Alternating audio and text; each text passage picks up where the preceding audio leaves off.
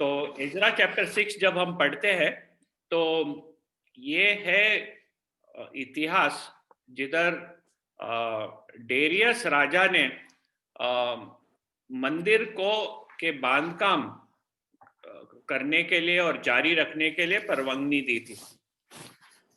ये जब हम पढ़ते हैं तब एक थीम बहुत स्पष्टता से खड़ा होता है कि परमेश्वर उसके राज्य के निर्माण के लिए बाधाओं को दूर करता है। God removes obstacles for the building of his kingdom. परमेश्वर उसके राज्य के निर्माण के लिए बाधाओं को दूर करता है।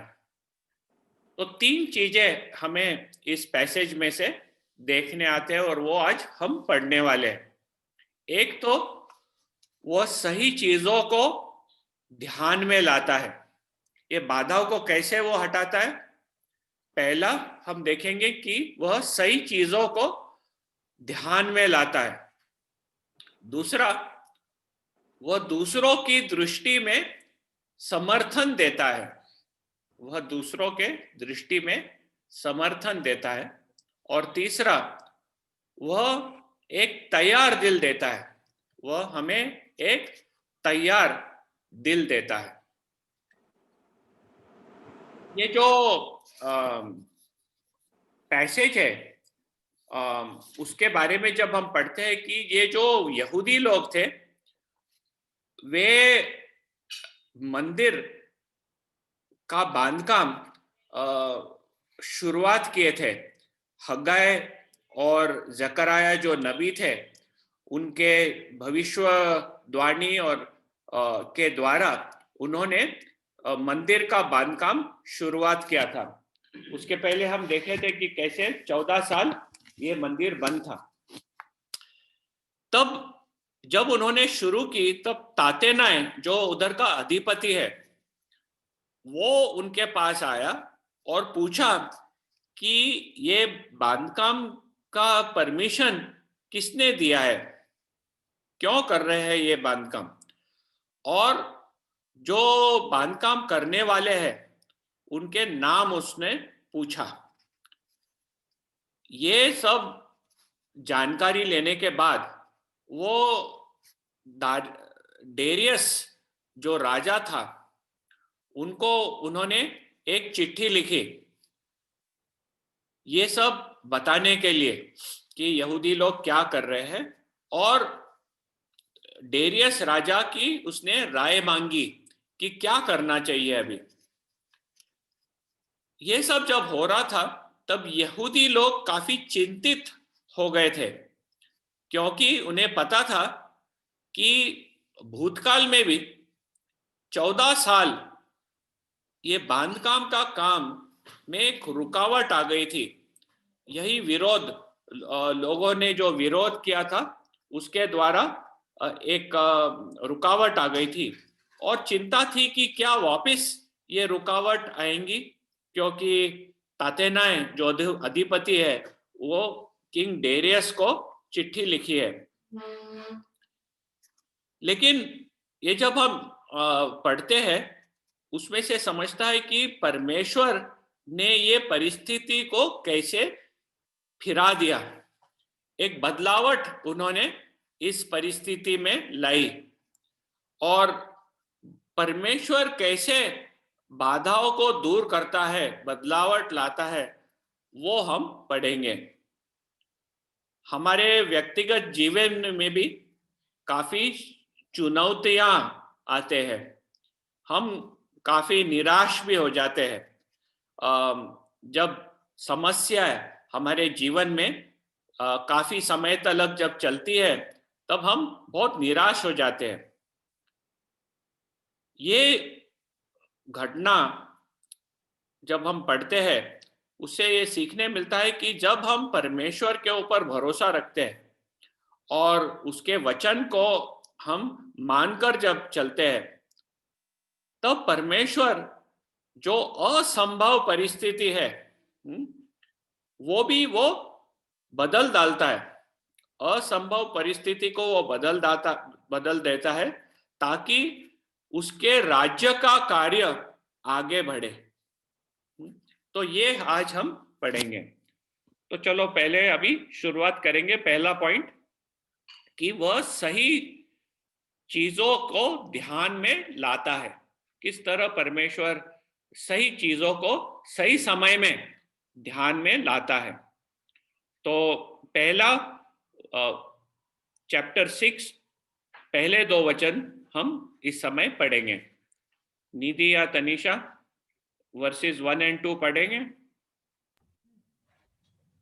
तब राजा द्वारा की आज्ञा से बेबीलोन के पुस्तकालय में जहाँ खजाना भी रहता था खोज की गई। मादे नामक प्रांत के अहमता नगर के राजगढ़ में एक पुस्तक मिली जिसमें यह वृत्तांत लिखा था। हाँ, तो इधर देखते हैं कि जो उधर का राजा था, दारियस राजा, उन्होंने आज्ञा दी कि जरा पूछताछ करो कि ऐसा कोई आज्ञा है क्या कि ये जो मंदिर को बांधने के बारे में आज्ञा। और हम देखते हैं कि परमेश्वर ने लोगों का ध्यान सही जगह पे लेके गया और एक बटाना, यानी अहमता नगर, इंग्लिश में उसे एक बटाना कहते हैं, उस मादे प्रांत में उनको ये पुस्तक मिली जिधर यह वृत्तांत लिखा था। तो इससे हम देखते हैं कि सही जगह पे उनका ध्यान गया और उन्हें जो डॉक्यूमेंट्स चाहिए थे वो काफी इजीली, बिना तकलीफ उन्हें मिल गई। तो हम देखते हैं कि परमेश्वर कैसे सही चीजों को ध्यान में लाता है और उन्हें ये डॉक्यूमेंट मिला। अभी हम तीसरा वचन पढ़ेंगे कि वो डॉक्यूमेंट में क्या लिखा था। ये जो डॉक्यूमेंट मिला उसमें क्या लिखा था। तो वर्ष 3 पढ़ना। राजा खुसरू के पहले वर्ष में उसी खुसरू राजा ने यह आज्ञा दी कि परमेश्वर के भवन के विषय जो यरूशलेम में है, अर्थात वह भवन जिसमें बलिदान किए जाते थे, वह बनाया जाए और उसकी नींव दृढ़ता से डाली जाए। उसकी ऊंचाई और चौड़ाई 60-60 हाथ की हो। तो उन्हें ये डॉक्यूमेंट मिला जिधर लिखा था कि यह मंदिर बनाया जाए और उसकी नींव दृढ़ता से डाली जाए। तो ये उन्हें डॉक्यूमेंट मिलता है। फिर वर्ष 4 पढ़ना। उसमें 3 रद्दे भारी भारी पत्थरों के हो और एक परत नई लकड़ी की हो और इनकी लागत राजभवन में से दी जाए। तो ये जो मंदिर बांधना है, सिर्फ बांधना है ही नहीं, लेकिन जो लागत लगती है बांधने के लिए वो राजभवन में से दी जाए। तो सिर्फ ये बांधना नहीं है, लेकिन जो भी जरूरत है उसको बांधने के लिए वो राजभवन में से दी जाए। तो ये डॉक्यूमेंट में से उन्हें दिखाई देता है। ये 5वां वचन। परमेश्वर के भवन के जो सोने और चांदी की पात्र नबूकदनेस्सर ने यरूशलेम के मंदिर में से निकलवा कर बेबीलोन को पहुंचा दिए थे, वह लौटाकर यरूशलेम के मंदिरों में अपने अपने स्थान पर पहुंचाए जाए और तू उन्हें परमेश्वर के भवन में रख देना। तो मंदिर तो बांधना है, उसके जो लागत है बनाने के लिए वो राजभवन से दिया जाएगा और जो भी उस मंदिर में से निकाला गया था नेबुकदनेस्सर ने, वो सब चीजें खुसरू राजा ने वापिस कर दिए थे। तो ये जो घटनाएं, ये जो आदेश जो था ये उन्हें मिला। 14 साल तलक ये सब नहीं मिला था। 14 साल तलक ये छुपा के रखे थे। अभी जब दारियस राजा ने आदेश दिया है, हम देखते हैं कि परमेश्वर ने उनका ध्यान बरोबर डॉक्यूमेंट के ऊपर दिया, और ये सब परवानगी जो थी वो आगे उनके आंखों के सामने आ गई। परमेश्वर किस तरह से लोगों को सहाय और मदद करता है, हम बाइबल में अनेक जगह देखते हैं। आपको और भी कोई ऐसे इंसिडेंट याद आते हैं जिधर कोई समस्या हो और परमेश्वर लोगों का दृष्टि बरोबर जगह उसी समय करेक्टली ध्यान देता है ताकि एक समस्या का हल निकल सके? कोई घटने आपको याद आते हैं बाइबल में?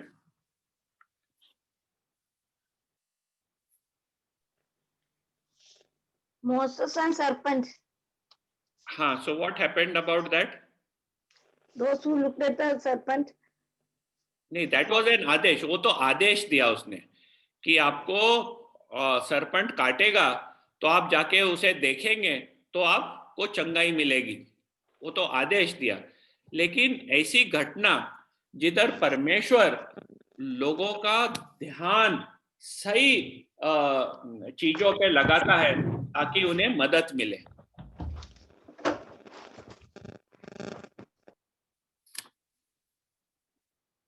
Any other incident?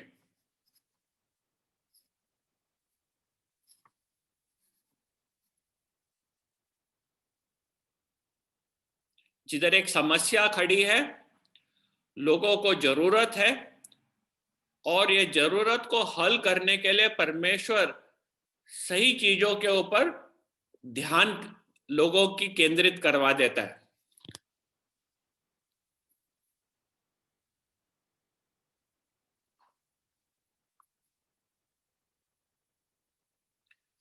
चलो 2 किंग्स चैप्टर 8 वर्स 5 पढ़ेंगे। दूसरा राजा 8वां अध्याय और 5वां वचन पढ़ना।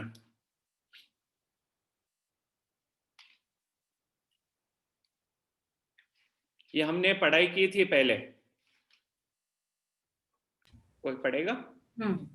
जब वह राजा से यह वर्णन कर ही रहा था कि एलीशा ने एक मुर्दे को झिलाया, तब जिस स्त्री के बेटे को उसने झिलाया था वही आकर अपने घर और भूमि के लिए दोहाई देने लगी।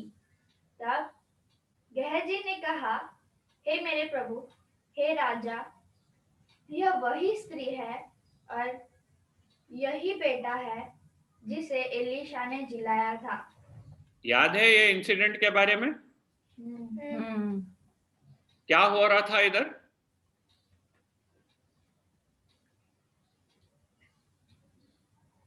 एलीशा एक स्त्री के पास जाके रह रहा था।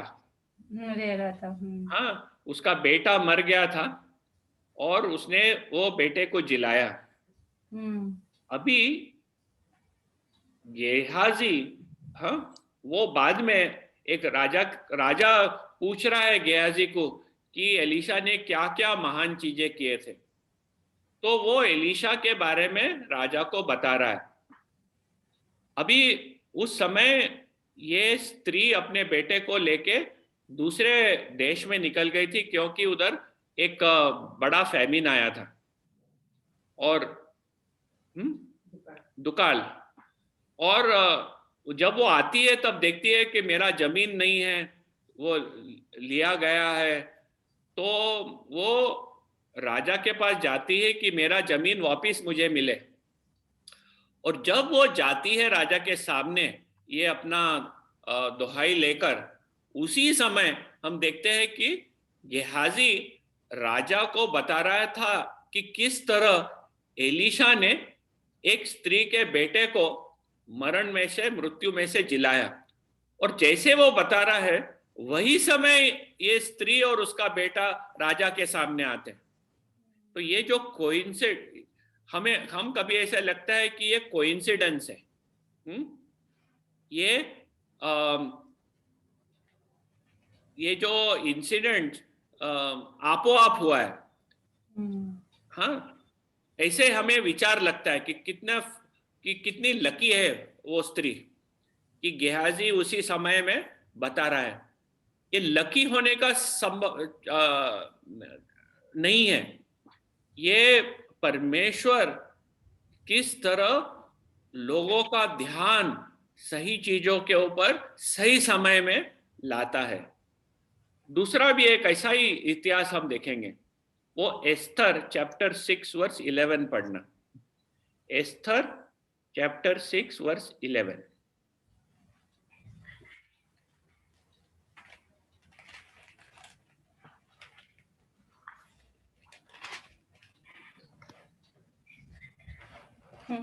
हम्म 11। तब हामान ने उस वस्त्र और उस घोड़े को लेकर मोर्दके को पहनाया और उस घोड़े पर चढ़ाकर नगर के चौक में इस प्रकार पुकारता हुआ घुमाया, जिसकी प्रतिष्ठा राजा करना है उसके हाथ ऐसे ही किया जाएगा। अभी हम लोग ने एस्तर का किताब नहीं पढ़े, लेकिन ये घटना ऐसी है कि हामान उधर का अधिकारी था और वो चाहता था कि जितने ये जो मोर्दका है वो उसके सामने झुकता नहीं था, क्योंकि मोर्दका सिर्फ परमेश्वर के सामने झुकने के लिए तैयार था।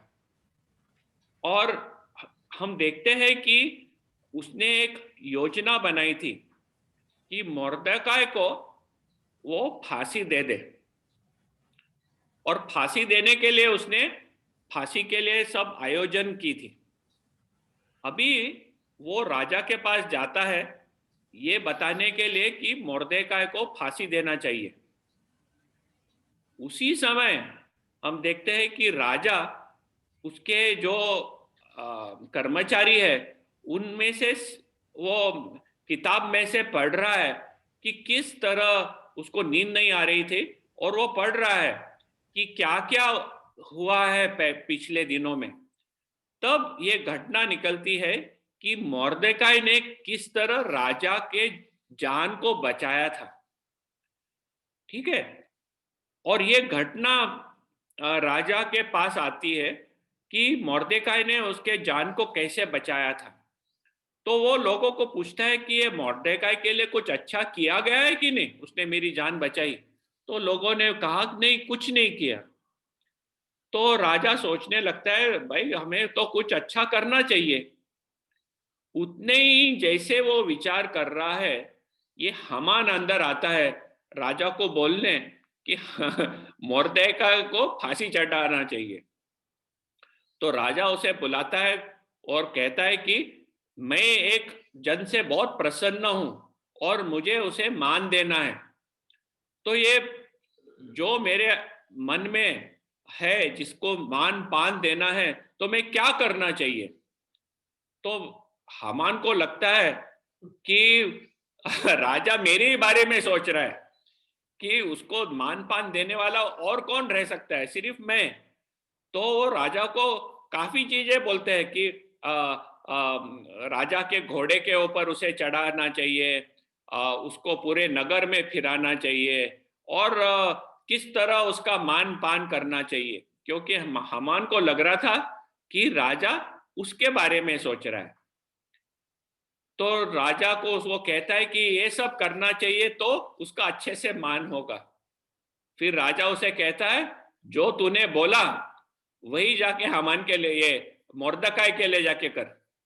तो हामान का बहुत अपमान हो गया, क्योंकि वो आया था मोर्दकाई को फांसी की देने के लिए, और अभी राजा उसे आदेश देता है कि तू मोर्देकाई को घोड़े के ऊपर सवार कर और तू लेके जा पूरे शहर में, अच्छे कपड़े पहनवा के, और उसका आदर कर सबके सामने। तो ये हम देखते हैं कि किस तरह परमेश्वर सही चीजों के ऊपर ध्यान लोगों का केंद्रित करता है। इसमें से हमें समझ में आता है कि परमेश्वर के सामने कोई संजोग नहीं रहता है, कोइंसिडेंस, संजोग नहीं होता है। ये हमारा परमेश्वर ब्रह्मांड का निर्वाहक है। He is the sustainer of the whole universe. पूरे ब्रह्मांड का वो निर्वाह करने वाला परमेश्वर है।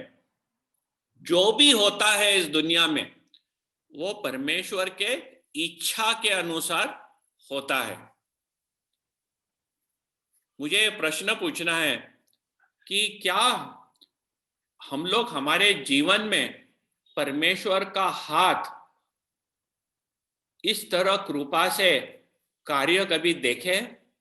कोई उदाहरण किसको देना है कि किस तरह परमेश्वर, हम कठिन परिस्थिति में पड़े थे और परमेश्वर ने लोगों का ध्यान सही चीजों के ऊपर दे दिया और हमें उससे छुटकारा मिली। कठिन परिस्थितियों में से हम निकल सके क्योंकि परमेश्वर ने सही चीजों के ऊपर हमारा ध्यान या तो दूसरों का ध्यान डाला। किसको कोई उदाहरण शेयर करना है?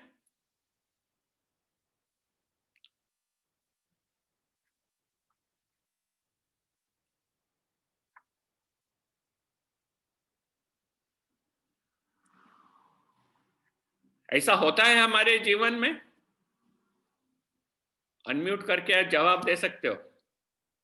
हाँ, ऐसा मेरे जीवन में एक बार हुआ है। हाँ, शेयर करेंगे। मेरा उस टाइम पोस्टिंग जोधपुर में था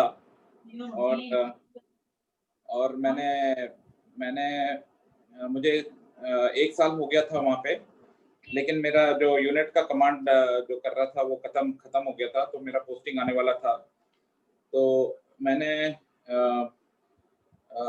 सोचा कि एक ही साल हुआ है, क्योंकि मेरा पोस्टिंग वहीं जोधपुर में हो जाए तो बच्चों का एजुकेशन जो है वो अच्छा चलेगा। तो फिर मुझे पता चला एक वैकेंसी आ रहा है वहाँ पे वॉर सेंटर में मेरे क्वालिफिकेशन वाला। तो मैंने कोशिश किया कि वो उसमें मेरा नाम हो जाए, लेकिन दिल्ली में जो नेक्स्ट पॉइंट देखेंगे हम कि पहला तो देखें कि वह सही चीजों को ध्यान में लाता है।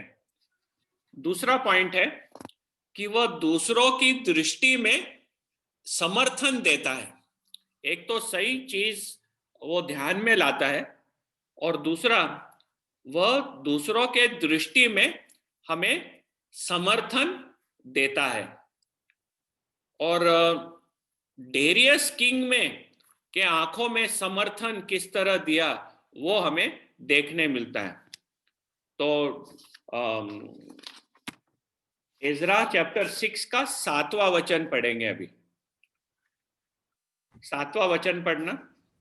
परमेश्वर के उस भवन के काम तो रहने दो, यहूदियों का अधिपति और यहूदियों के पुरनिये परमेश्वर के उस भवन को उसी के स्थान पर बनाए।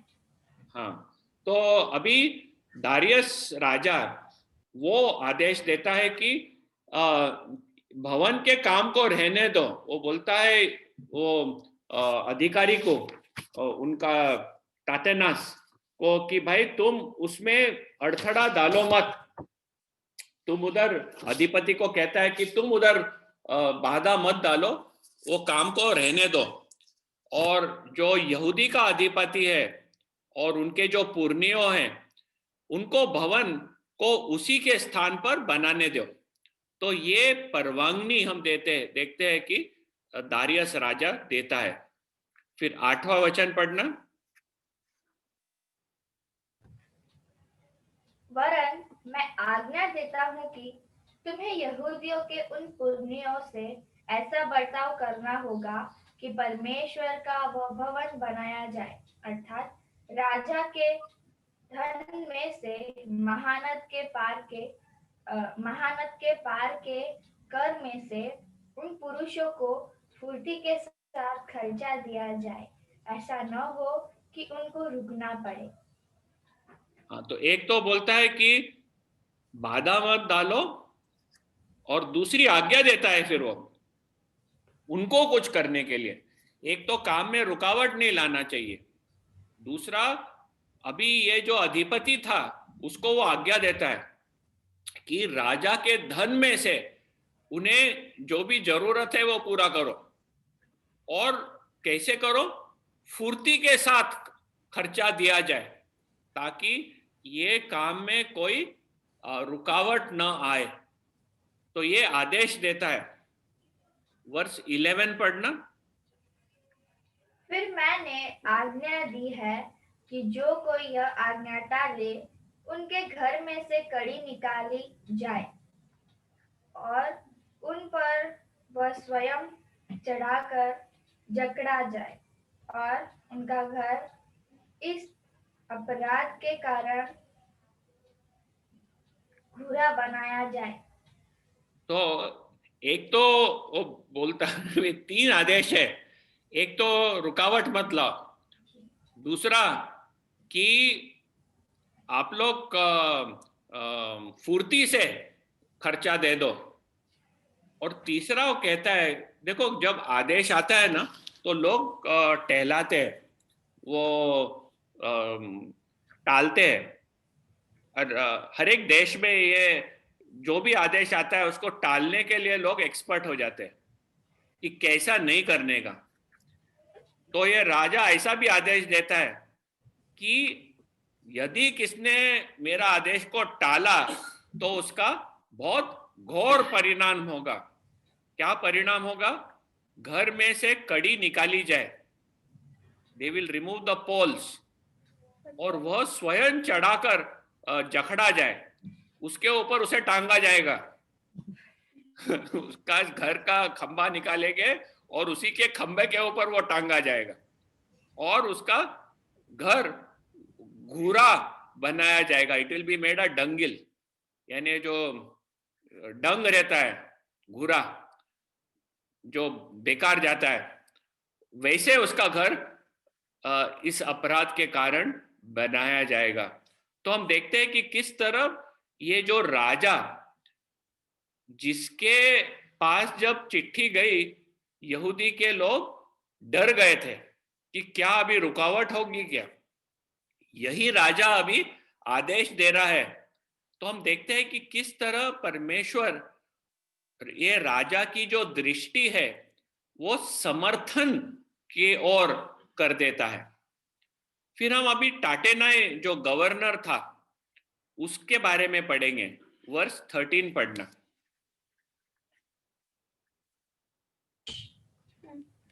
तब महानद के इस पार के अधिपति ततनय और शत बोर्जने और उनके सहयोगियों के द्वारा राजा के चिट्ठी भेजने के कारण उसी के अनुसार फुर्ती से काम किया। हाँ, तो ये हम देखते हैं कि जो ततनय जो अधिपति था, जिसने ये चिट्ठी लिखी थी, ताकि वो चाहता था कि भाई ये काम करने के लिए आदेश किसने दिया तुम्हें और कौन कौन कर रहा है, यही जिसने पूछा था और चिट्ठी लिखी थी। अभी हम देखते हैं कि वो जब राजा की चिट्ठी आती है तब वो बिल्कुल रुकावट डालता नहीं है, लेकिन फुर्ती से काम किया जाता है। तो किस तरह परमेश्वर ने ये तातेनाय जो अधिपति था उसके भी दृष्टि में समर्थन कैसे दिया यहूदी लोगों को, और पूरा जो सिचुएशन है एक बदलावट आ गई कि जो उनके जो यहूदी लोग सोच रहे थे कि उनके संभावित विरोधी लोग हैं, संभावना में विरोधी लोग हैं, वो कैसे उनके सहायक बन गए। जो उन लोग सोच रहे थे हमारे विरोधी है, वही लोग परमेश्वर ने कैसे उनके दृष्टि में समर्थन दिया ताकि वे उनके सहयोगी हो गए। हमारे भी जीवन में कभी कभी कैसे हम देखते हैं कि जो लोग हम डरते हैं कि हमें वो बाधा डालेंगे या तो तकलीफ देंगे, वही लोग अभी हमें मदद करते हैं।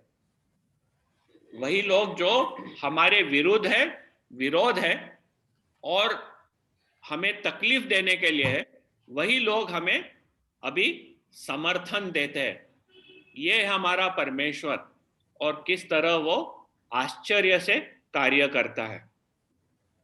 तीसरा हम देखेंगे कि वो एक तैयार दिल देता है। तो पहला हम देखें कि वो किस तरह सही चीजों को ध्यान में लाता है। दूसरा, वो दूसरों की दृष्टि में समर्थन देता है। और हमारे खुद को वो एक तैयार दिल देता है। पहला हम देखेंगे कि कैसे परमेश्वर ने यहूदी लोगों को एक तैयार दिल दिया ताकि वे मंदिर का बांधकाम का काम पूरा करें। वर्स 14 पढ़ना। तब यहूदी पुरनियों ने हग्गे नबी और इद्दो के पोतों यह जकया के नबूवत करने से मंदिर को बनाते रहे और सफल भी हुए। उन्होंने इज़राइल के परमेश्वर की आज्ञा के अनुसार और फारस के राजा खुसरू दारा और अर्थक्षेत्र की आज्ञाओं के अनुसार बनाते बनाते उसे पूरा कर दिया। तो इधर हम देखते हैं कि ये लोग मंदिर को बनाते रहे और सफल भी हुए। उन लोग मंदिर बनाते रहे और सफल भी किए। किन्होंने? यही जो यहूदी लोग जो मंदिर बना रहे हैं, उन्हें परमेश्वर ने एक तैयार दिल दिया और वो मेहनत करके मंदिर का काम जारी रखे और सफल भी हुए। और इधर लिखा है कि बनाते बनाते उसे पूरा कर दिया। वो ये जो प्रॉब्लम्स थे उससे डिस्करेज नहीं हो गए, वो काम रुकाए नहीं, ये कह के कि प्रॉब्लम्स चल रहे हैं सब जगह, लेकिन उन्होंने काम जारी रखा और पूरा बनाते बनाते वो पूरा भी हो गया। 15 वचन पढ़ना। इस प्रकार वह भवन राजा दारा के राज्य में 6वें वर्ष में अदार महीने के 3 दिन को बनाकर समाप्त हुआ। हाँ, तो ये जो कब समाप्त हो गया वो टाइमलाइन भी दिया गया है और वो बनकर समाप्त हो गया। तो हम देखते हैं कि ये जो पूरा मंदिर पूरी तरह से समाप्त हुआ। अभी 16th वर्ष 16। इजरायली अर्थात याजक, लेविय और अन्य जितने बंधुआई से आए थे, उन्होंने परमेश्वर के उस भवन की प्रतिष्ठा उत्सव के साथ की। तो ये मंदिर बनाए नहीं, लेकिन उसके बाद हम देखते हैं कि उस भवन की प्रतिष्ठा उत्सव के साथ की। तो ये पूरा जो कार्य था वो हम देखते हैं कि पूरे दिल से उन्होंने कंप्लीट किया और आनंद से प्रतिष्ठा उत्सव के साथ उन्होंने करी। तो परमेश्वर कैसे एक तैयार दिल दिया उनको इस कार्य में वो पूरा करने। सिर्फ ये मंदिर पूरा नहीं करते, लेकिन हम देखते हैं कि उन्होंने किस तरह फसह और खमीरी रोटी का पर्व भी पूरी अच्छी रीत से उसने मनाया। तो वर्ष 19 में हम फसह के बारे में पढ़ेंगे। रीड वर्ष 19। फिर पहले महीने के 14वें दिन को बंधुआई से आए हुए लोगों ने फसह मनाया। हाँ, तो ये फसह मनाया, द पासओवर है, बहुत इंपॉर्टेंट उनका फेस्टिवल है। हम जानते हैं कि किस तरह परमेश्वर ने जब उन्हें मिस्र देश में से छुटकारा दिया था, तो वो रात को उन्होंने पासओवर मनाया था, जिधर उन्होंने खून का निशाना अपने घर के लेंटिल्स के ऊपर खून का निशाना लगाया था। और जब परमेश्वर का जो दूत था उस मिस्र देश में से जब जा रहा था, जिधर भी वो खून का निशाना है वो घर को उसने हाथ नहीं लगाया, लेकिन बाकी सब घरों में जो फर्स्ट बॉर्न था, जो पहलौटा था, वो मर गया। और उस चिन्ह से हम देखते हैं कि मिस्र देश का जो राजा है फारो, उन्होंने फिर यहूदी लोगों को मिस्र देश में से जाने के लिए परवानगी दी। तो ये उन लोग पासओवर में सेलिब्रेट करते हैं। वर्स 22, वे अखमीरी रोटी का पर्व 7 दिन तक आनंद के साथ मनाते रहे, क्योंकि यहोवा ने उन्हें आनंदित किया था। और अश्शूर के राजा, बस तो अखमीरी रोटी का पर्व भी वो आनंद से मनाते गए। तो हम देखते हैं कि उन्होंने मंदिर को पूरा किया, वो भवन की प्रतिष्ठा उत्सव के साथ की, और जो फसह का पर्व था, जो अखमीरी रोटी का पर्व था, वो भी उन्होंने सही रीत से मनाए। तो ये मंदिर का काम हम देखते हैं कि हगाय भविष्यवक्ता और जेरुब्बाबेल और ज़करयाह भविष्यवक्ता के भविष्यवाणी के द्वारा ये काम पूरा हो गया। तो ये सब हम देखते हैं कि परमेश्वर ने कैसे बाधाएं को दूर की ताकि उसके राज्य का काम हो सके। हम देखते हैं कि परमेश्वर आज जो है परमेश्वर का मंदिर परमेश्वर बना रहा है, ठीक है। और परमेश्वर ने हरेक को आत्मिक दान दिए हैं, हरेक को परमेश्वर ने आत्मिक दान दिए हैं। जो भी विश्वासी है उसे परमेश्वर आत्मिक दान दिया है सेवा करने के लिए, परमेश्वर की सेवा और उसके लोगों की सेवा। हम जो आत्मिक दान है वो लोगों के सेवा करने में वापरते हैं, ताकि ये जो शरीर है, जो कलीसिया हम कहते हैं, वो शरीर बढ़े।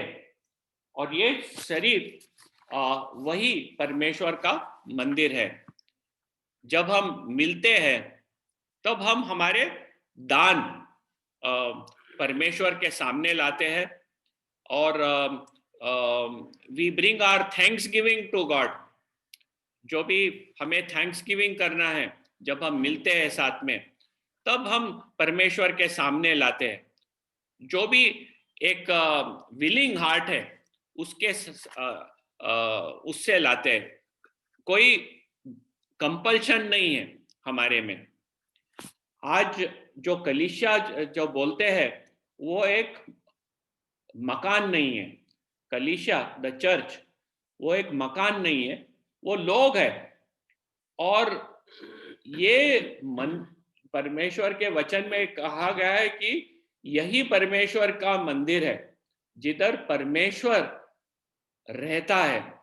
उसके पवित्र आत्मा के द्वारा परमेश्वर इस मंदिर में रहता है, और ये मंदिर को बांधने वाला परमेश्वर है। I will build my church, परमेश्वर यीशु ने कहा था, और प्रभु यीशु ख्रिस्त उसके मंदिर को बांध रहा है।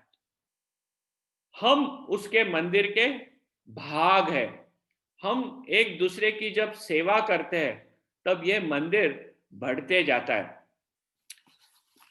हमें ये देखना है कि जो बाधाएं आ रही है, ये जो कोविड चल रहा है हमारे बीच में, जो कोविड की महामारी चल रही है, जो उत्पीड़न भी चलता है, कभी हमारे आजू बाजू वालों से, हमारे रिश्तेदारों से, जो अनेक संस्थाएं हैं जो वचन के विरोध करने वाले संस्थाएं, जो उत्पीड़ित करते हैं परमेश्वर के लोगों को, ये जो परिस्थिति है कोविड की महामारी और उत्पीड़न का, वो बाधाएं डालती है काम में। तब हम इसका सामना किस तरह कर सकते हैं, जिसके द्वारा परमेश्वर के राज्य का काम में रुकावट न आए और उसका कार्य आगे बढ़ते जाए।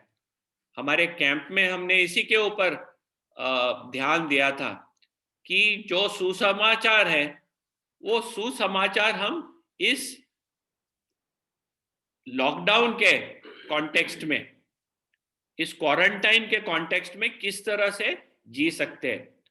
आज जब ये हमने पढ़े, उसमें से हमें देखते हैं कि किस तरह जब कठिन परिस्थिति रहती है, उसमें से भी परमेश्वर का काम कैसे चल सकता है। मत्थे 6 अध्याय और 33वें वचन में हम ये पढ़ते हैं, इसलिए सबसे पहले परमेश्वर के राज्य और तुमसे जो धर्म भावना वह चाहता है उसकी चिंता करो, तो ये सब वस्तुएं तुम्हें दे दी जाएंगी। हमें बहुत सारी जरूरतें रहते हैं, बहुत सारे चिंता रहते हैं। जब ये कोविड की महामारी चल रही है, उत्पीड़न चलता है, तब बहुत सारी चिंता रहती है। परमेश्वर कहता है कि ये चिंता के ऊपर तुम ध्यान मत दो, ये सब चीजें जो चिंतित करते हैं उनके ऊपर ध्यान मत दो, जो आपकी जरूरत कम पड़ रही है उसके ऊपर ध्यान मत दो। आपका ध्यान परमेश्वर के राज्य के ऊपर और जो धर्म भावना वह चाहता है उसके ऊपर आप चिंतित रहो, और ये बाकी के सब चीजें वो दे दी जाएगी। हमें याद रखना है कि हमारा परमेश्वर वही प्रभु है। प्रभुता हमारे प्रभु यीशु ख्रिस्त की है, उसकी इच्छा वो हमेशा पूरा करेगा। और हमें देखना है कि क्या हम हमारे दान जो परमेश्वर ने दिए हैं, क्या वो हम वापरते हैं परमेश्वर के भवन को बनाने, उसके मंदिर को बनाने? क्या वो तैयार दिल देता है एक दूसरे की सेवा करने? कि हमारा मन पकड़ा गया है कि हमें कितने सब कष्ट है, कितने सब बाधाएं हैं, हमारे में कितने सब रुकावट है। परमेश्वर हमें एक तैयार दिल देता है कि ये बाधाओं और रुकावट के बावजूद सेवा में लग के, एक दूसरे की सेवा करके, लोगों को बाहर जाके सुवार्ता प्रचार करने के लिए परमेश्वर हमें मौका देता है, सेवा करने के लिए वो हमें उपयोग करता है।